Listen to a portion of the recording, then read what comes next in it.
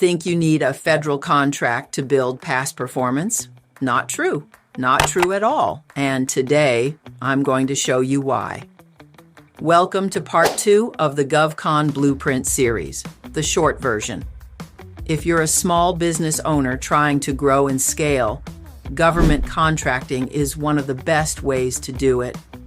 Today's focus is all about credibility, even if you haven't won a single contract yet.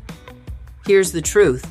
You can build past performance using commercial work, local government projects, volunteer efforts, or even small subcontracting jobs.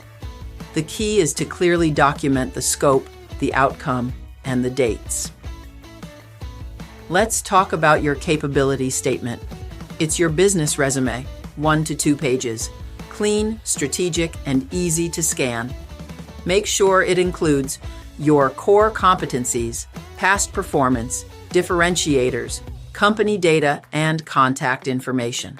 Use tools like Canva to design it well because yes, visuals matter. Here's a bonus tip. Use your DSBS profile. That's the Dynamic Small Business Search.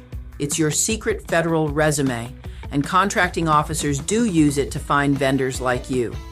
Inside DSBS, you can add your capability statement, your differentiators, and relevant keywords to make your business more discoverable.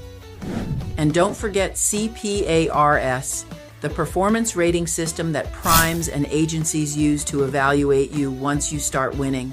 Even subcontractors can be mentioned if you're contributing significantly to the project.